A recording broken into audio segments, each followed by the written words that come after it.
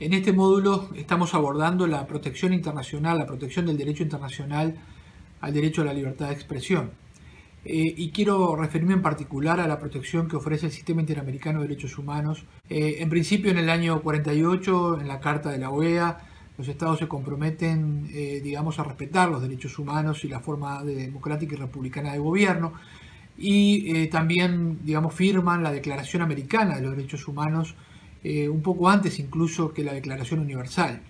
Y ahí comienza el consenso en cuanto a la protección de los derechos humanos en la región, pero en particular me refiero a la libertad de expresión establecida en el artículo 4 de la Declaración Americana.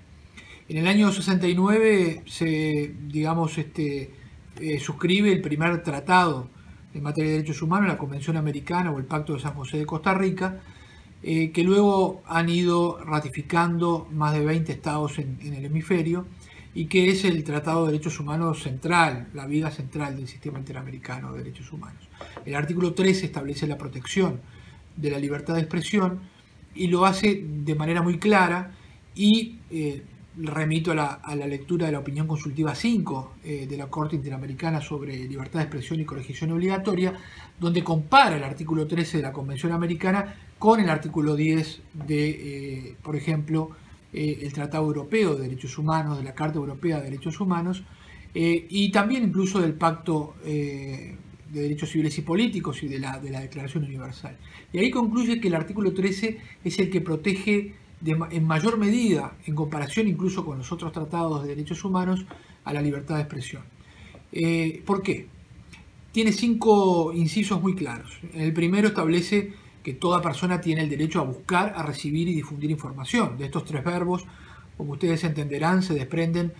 una cantidad, de facultades, de derechos que las personas tienen en nombre de la libertad de expresión, como la de investigar, la de buscar información en fuentes estatales, la de recibir información por parte del Estado y también por parte de una diversidad de fuentes para justamente ejercer su derecho a libertad de pensamiento y también luego a difundir ideas por cualquier método, por cualquier medio de comunicación, sin censura previa, ¿verdad? Y solo sometido a responsabilidades ulteriores bajo un 3 de 3 pasos que se verá más adelante en el devenir, del curso, pero que tienen que ver con que tienen que estar establecidas por ley, que tienen que responder a un interés legítimo y que tienen que ser, necesarias en cuanto a responder a proteger cualquier limitación, un interés imperioso social que el Estado debe proteger, pero no lo puede hacer además de cualquier modo, lo tiene que hacer, de la manera que menos afecte al derecho, y además de una manera proporcional, ¿no? Que lo veremos con ejemplos más adelante. Pero también establece en el artículo 13.3 que la libertad de expresión no puede ser restringida por mecanismos o medios indirectos. Es una disposición única que no encontramos en ningún otro tratado. Quiere decir, y esto cuando los operadores judiciales lo vean, en un caso concreto tienen que, prestar especial atención. Al estar además a continuación del 13.1, del 13.2, el 13.3, comprende una protección reforzada a este ejercicio de la libertad de expresión, sin censura previa, con unas excepciones y restricciones limitadas y bajo un test, y además no se puede restringir por medios indirectos, como por ejemplo los abusos del Estado en materia del uso de su potestad fiscal, o el manejo de dinero para premiar y castigar a los medios de comunicación, o asignar en forma, arbitraria los recursos para los medios de comunicación, como licencias, permisos y demás, o establecer mecanismos que de algún modo, indirectamente, con todas las facultades que tienen los estados, pueda fragilizar a la libertad de expresión. Y también dice, no debe haber un monopolio o un control público ni tampoco particular de la libertad de expresión, porque lo que busca este artículo es garantizar el mayor flujo de información disponible de diversas fuentes para que los ciudadanos se puedan expresar con total libertad sobre los asuntos, que interesan a la sociedad. Sobre el alcance y el contenido de la protección a la libertad de expresión en el artículo 13 de la Convención Americana, que me parece que son centrales para resolver cualquier caso sobre libertad de expresión. Y ahí la Corte dice, la libertad de expresión tiene una dimensión individual y una dimensión social o colectiva a la vez. y esto es un derecho también, una peculiaridad del derecho a la libertad de expresión. Esto quiere decir que no solo se expresa individualmente la persona y expresa su pensamiento, su forma de ser y lo que tiene que ver con su propia personalidad, sino que también, digamos, a partir y a través de la libertad de expresión, la sociedad en su conjunto puede participar en los asuntos políticos. A través de la libertad de expresión y los medios de comunicación, por ejemplo, la sociedad se entera de lo que sucede en su comunidad y también en cómo se ejerce el poder. Y eso es una dimensión colectiva, ¿no? También a través de la libertad de expresión, no solo los periodistas y los medios de comunicación participan de la vida pública, de la esfera pública y de la vida política. Y, por ejemplo, los sindicatos, los partidos políticos, las asociaciones de diversos tipos pueden justamente expresar ideas, opiniones y debatir. Y en definitiva,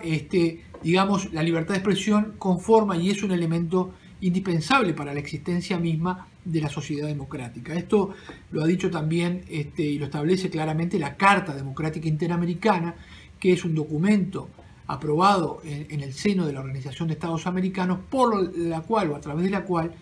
los estados se comprometen a garantizarle a los pueblos el derecho a la democracia, pero no a cualquier forma de democracia o cualquier clase de democracia, sino a una democracia que esté no solo garantizada a la hora de votar y de ejercer el derecho al voto, sino que también durante la vigencia de cualquier gobierno a través, digamos, del pleno ejercicio de las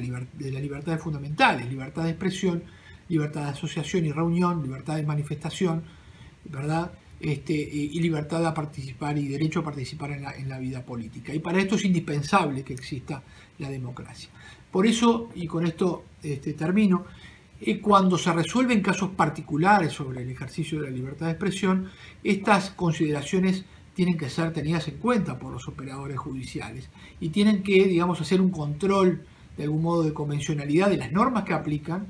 e interpretarlas y aplicarlas al caso concreto de acuerdo a este contexto general, ¿verdad? ¿Por qué? Porque cualquier restricción excesiva o cualquier criminalización o, digamos, entendimiento de que un discurso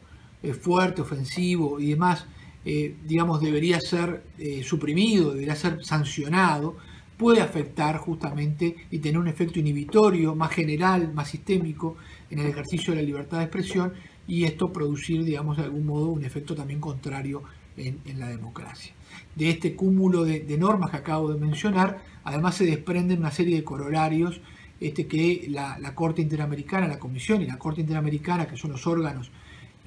digamos, autorizados por la Convención para interpretar estos tratados, han establecido y que tienen que ver, digamos, con que hay una serie de discursos que en el marco de la democracia tienen una mayor protección o una priorización respecto incluso, digamos, en el conflicto con otros derechos. Y este es el discurso sobre asuntos públicos, asuntos de Estado, o asuntos, digamos, de la gestión propia del gobierno, asuntos que tienen que ver con los funcionarios públicos y con sus cualidades y cómo desarrollan su actividad, su función y sus obligaciones estatales, asuntos que tienen que ver con la dignidad, con la protección de la propia personalidad y de la propia forma de ser del ser humano, como la expresión, por ejemplo, de la orientación sexual, de distintas manifestaciones propias del ser humano, y también lo que tiene que ver con el uso de la libertad de expresión o la función de la libertad de expresión para la protección de los demás derechos humanos, ¿verdad? ¿Por qué? Porque sin libertad de expresar y de denunciar posibles violaciones a los derechos humanos o abusos de poder, es muy difícil hablar de la existencia de una sociedad democrática.